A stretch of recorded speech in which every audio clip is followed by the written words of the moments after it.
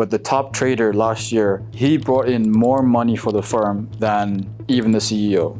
I think he generated almost north of $1 billion of profit. I'm making money here for them, but not for me. I'm just getting paid a salary, so it doesn't make any difference to my life. So if I leave and I do the same thing for myself, I can make a shit ton more money. It's almost like buying a puzzle, right? You get the picture of what the puzzle should look like. Now it's up to you, if you're smart enough, to put that puzzle together and make it look like the picture on the box, which is making money. At Goldman or the institutions, they'll give you the puzzle pieces. In retail, we have no puzzle pieces, we have no picture of what it looks like, and we don't even know how to put it together. So the sports company, does that help your trading having another project to do? It does, because it makes sure that I don't overtrade. Because a lot of times in the past, I would be on the charts for like 8 hours. I would make money, I would give it right back. I'd make money, I'd give it right back. I got about like a couple million in funding with them, probably like 4.5 million. Now I use that to just pull profits or pay out on a monthly basis. What's up, guys? This is David, aka Reverse Lung, and I'm here with Mehul. Mehul's a friend of mine I've known over the years. From podcasting and now in real life. And I was in touch with Mehul. We actually met and hung out for a few days in Orlando for the Vault conference. This was like a month ago. And now we just finished the Friendly Bear conference for yesterday. So yesterday's, oh my God, that was an awesome event. There's like 200 people in the conference, and Tom Hogarth speaking, myself, my good friend Adam Geffert, and several others, and the sponsors. It was amazing. People flew in from 22 countries, and there's like several people from some of those countries. So it was like people from all over the world. So it was crazy. And it was great to have Mehul there, because Mehul's like, a high-level trader. He's worked with Goldman Sachs, a trader for Goldman Sachs, right? I was on their algo team, basically. And the algo team. So it's like very sophisticated way of trading. And they keep that stuff like within them, So Mehul now trades on his own, and he shares what he knows to his community. And I like hanging around people like that, because this is like high-level performers and sophisticated people that know how to do things like a professional trading. And this is the way you succeed. You surround yourself with people like this. So that's why I like doing the conference. I get to have like a lot of people with this mindset, and it's great. So don't miss the next conference. This is like a very big opportunity. Some people don't even know these things exist, and like you only find what you're looking for. So if you're like, you have to really find this group of people like Mehul and myself. And these conferences are a way to do it. So if you know it's there, you should take advantage of it. Then like more doors open up, and a whole world opens up. And this is how you get like really good and successful at anything you do, really. But anyways, with that, Mehul, so let's, that podcast we did was like, man, it was more than 3 years ago, I think. And it just, time flies. So that time we did it over Zoom. Mm-hmm. And let's do one now. Okay, let's get a refresher course, because you have a very unique background. Ex-Goldman Sachs, algos is like very, very cool, very sophisticated, and very secretive stuff. So now let's bring you to life to the audience. Okay, so let's get a background, how you got started trading, and how you got into Goldman Sachs, and like all that stuff. Okay, cool, yeah. But first of all, I just want to say, the conference yesterday was dope. Like, I only found out about it when you texted me. You're like, hey, I'm having a conference. Even though we've been friends for a few years and you've had 3 other conferences before it, I didn't really know that this is something that you host on a yearly basis. So like you messaged me, and then I think maybe it was once or twice, and I was like, I'm going to get my ticket, got my ticket, and I'm like, well, now we're here. And like, we're kind of making it happen. And I was blown away by Tom, by Adam, just seeing what you guys do on the short selling side, and then also meeting, like you mentioned, there's 22 different countries worth of people. I met people from Malta, people from Czech Republic, people from, of course, myself from Zimbabwe, like so many people from everywhere that are in the trading space. Some are trading futures, because you had Tom there from the future side, and then yourself from the short selling side. So a lot of guys on the short selling side, which I don't really know much about, to be honest. I know a little bit of it, but when I talk to everyone there, like, whoa, like this is a big sector. And if you guys see conferences like this, like you definitely gotta hop in and join, because the people you meet, forget the information that you receive at the conference, just the people you meet and the doors that open. Because now we have, like, I got told about 3 other conferences that are happening next year. that I can go to. And I'm like, okay, that's pretty cool. I didn't know that until we attended. So thank you for that. Yeah, you're welcome. So that's the thing, like with trading, I have these, well, especially in the past, when I was growing, I had these goals. Okay, go to $1 million or whatever, go to 6 figures. But as you're going on that journey and like working on yourself, and then you attend the conference or you meet this person, then another door opens up and another door opens up. And then it's like, now, like, look at me now. I got the book coming out, Short Selling Master. It's available on Amazon pre-order. And I'm giving tours of people with a proof of purchase if you're in LA. But, and then doing a conference, meeting Tom, you know, having, like yesterday I ate with dinner with Tom at the 71st floor. So like, I didn't even see this coming, you know? So it's like when you go, it all starts with the conference, with like meeting other people. Then it's like you put your brains together. Yeah, I agree. I guess I'll give them a background as well. Yes, absolutely. Let's do it. Yeah, I was born and raised in Zimbabwe. So as you know, came to the US only in 2016, but I came here not to work, or I came here for university. So I went to go study aerospace and mechanical. So similar to how you were did architecture before you came across trading, I did aerospace and mechanical. Got the 2 degrees, wanted to be at NASA. That was like my whole goal of like, can I build rocket ships? Can I go to space? Can I do these type of things? And since I was an international student at that time, I wasn't able to work in DoD, Department of Defense. So you're not able to do that. So it was actually at a conference. It's a crazy story. I don't think I told you this. So I was trying to get a job at a conference. I'm like, hey, I have a crazy resume. I've built like so many different projects. I got like a few patents to my name. How can I go get a job in the Department of Defense, either working at Boeing, NASA, Northrop, Lockheed, any of those places? When I went there and I presented my resume, they looked at it, they were like, this is amazing, but we cannot hire you because of your visa status. So I was like, I got denied by, 80 people at the conference. And then I walked by Goldman Sachs' booth. I didn't know kind of who they were. I was mainly in the engineering side, hardcore, deep in there. So I walked by them. I had like sad face, whatever. And one of the guys pulled me aside. He's like, hey, are you okay? Something doesn't look right. And I said, yeah, I probably have the best resume out of like the thousands of people here. I'm smart. I can do everything that these guys need me to, but I can't get hired because of a visa. And he's like, well, here at Goldman, we don't give a shit whether you come from Zimbabwe or you come from Mars or you come from wherever you are. We'll take you if you have good talent, if you're a solid person. So that same day, that guy invited me, like you said, very secretive, right? Goldman did this exact same thing. At the conference, they give you a golden ticket where you get invited to a private dinner that night at a speakeasy.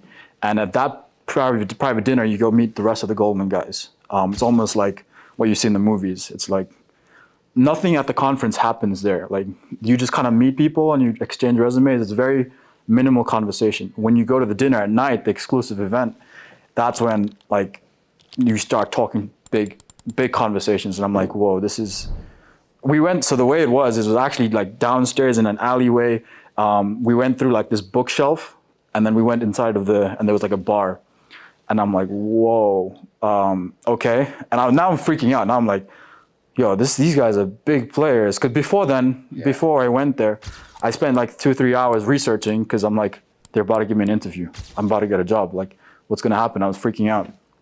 I went there, acted cool, told them about all my engineering stuff. Didn't touch anything on finance. I just told them like, hey, my goal as an aerospace engineer is to minimize friction when an airplane flies. If I can make it fly more efficient, save fuel, and kind of get to the end destination quicker, and also more efficiently, that's all I want to do. If I can implement the same tactics in the stock market and minimize efficiency or maximize efficiency in the stock market when it comes to building algos, maybe we can make some money together. And he's like, how the hell do you do that? And I just said, if you give me a shot, I'll let you know. I'll show you how it is. I'll show you what I can do. Then they gave me a shot.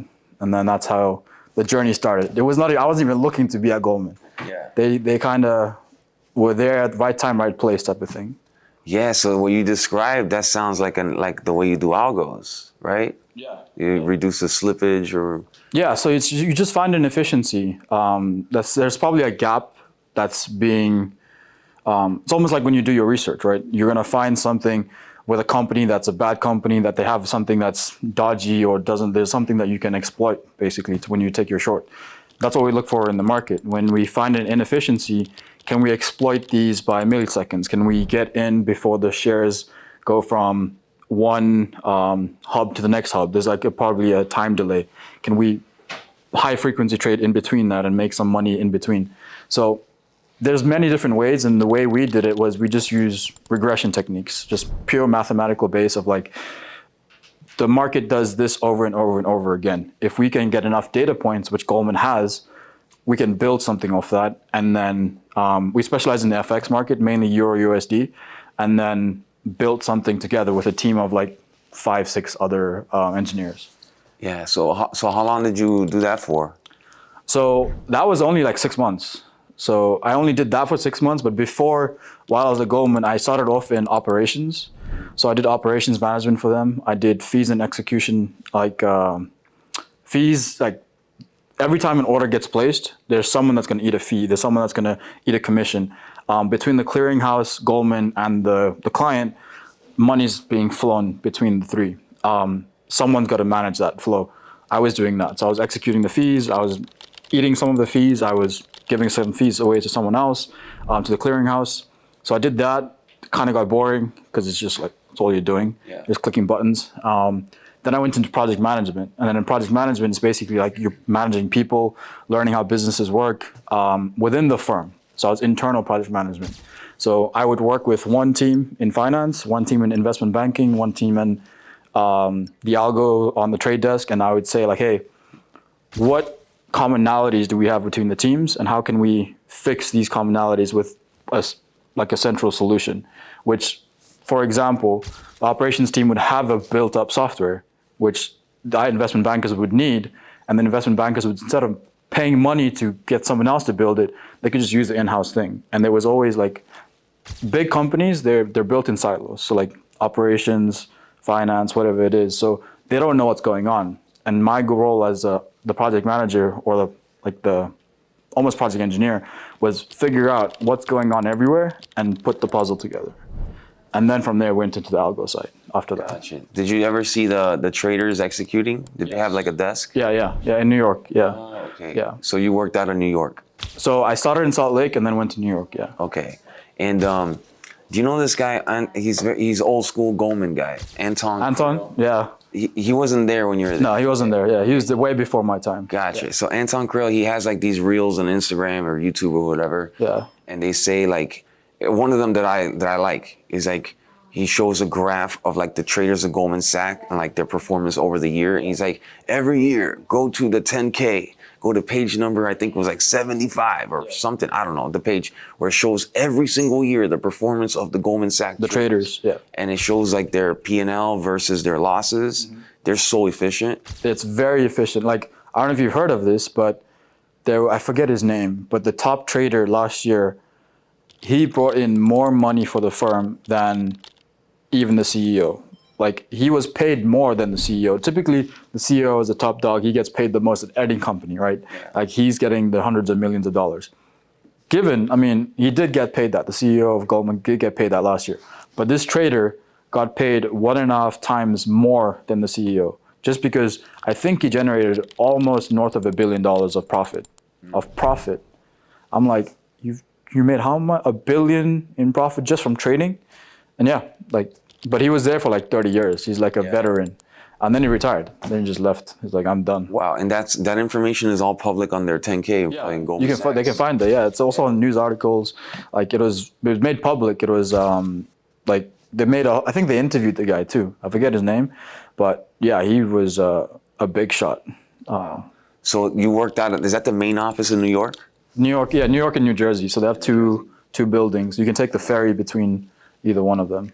Gotcha. So then Goldman, then you 6 months, algo side, then you move on to, so what made you leave Goldman, and then now you're trading on your own and all this stuff? How does that, did you apply all that knowledge to what you learned from there to your own trading? So I wanted to do that, and that's why I left. I was like, okay, I'm making money here for them, but not for me. I'm just getting paid a salary, so it doesn't make any difference to my life. So if I leave and I do the same thing for myself, I can make a shit ton more money. I left and I realized that I didn't have the data. So Tom was saying yesterday, like he's back tested over 8 years a certain strategy, or those school run strategies or whatever he's mentioned in there, of like he's gathered the data and now he has the confidence to execute on that data. But when you go to the retail side, no retail trader has data. Like there's nothing available on futures or shorts or anything, to be honest. Like before you even started trading, you probably had no data to be like, this is a trend that I could maybe figure something out from. But Goldman, they have the data. They just need you to crunch it. They just give it. They train They give you the raw like format of it. Of like here's it here.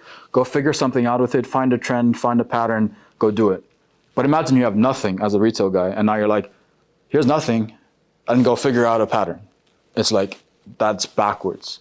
So I had to gather all the data over like the number of years I started trading, and then I was like, okay, now I have a system very similar to what Tom's is. Basically, I have 4 strategies now. I trade day to day, and that's backtested over like 3,000 trades. Like, it gave me the confidence to just take a trade and just be like, okay, I know it's gonna happen, because 8 out of 10 times it works.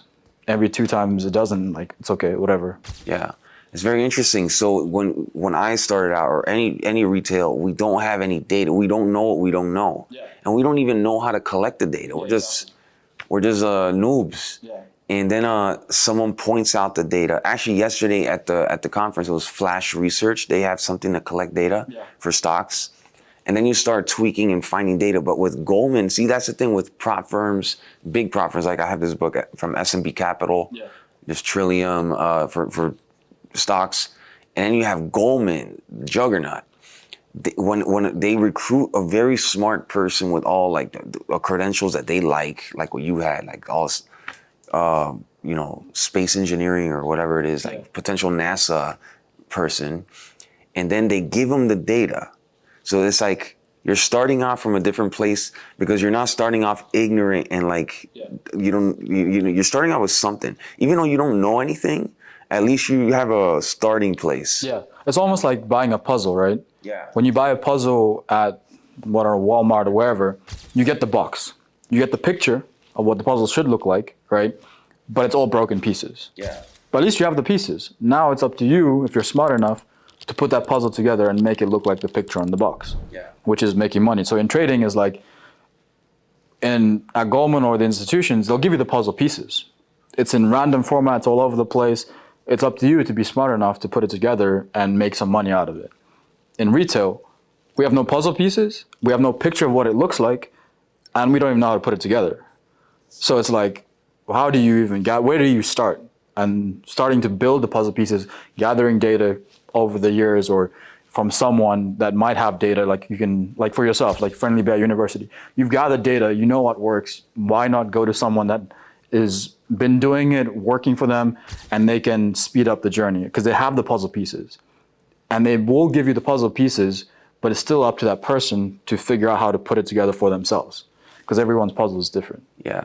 So if you would have started on your own without Goldman Sachs, like let's say around that time, you're like, I want to trade, and you would have gone to YouTube or the internet, how do you think you would have done? Yeah, I would have been still like figuring it out. It's just crazy because there's too much information. It's just like the puzzle analogy is like pieces all over the place. Yeah. And then there's like, I don't know, what comes to mind is like a puzzle of like a car.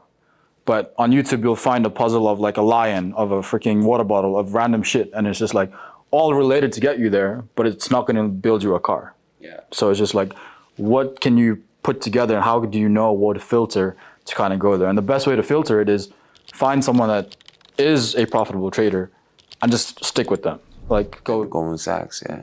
Do you ever keep in touch with the Goldman Sachs guys still, or anybody? Yeah, a few of my friends are still there. I have a bunch of friends that I've actually got internships and hires there recently.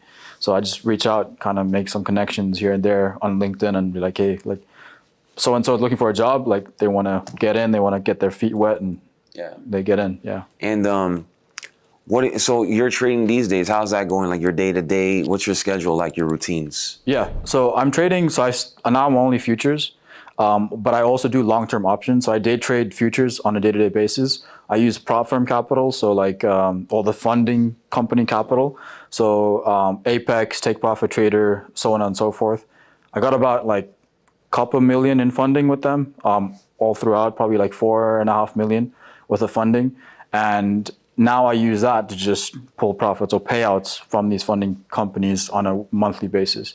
But that's only between 9:30 a.m. till 11:30 a.m. That's all I do. That's only when 2 hours of equities, of futures. Futures. That's it.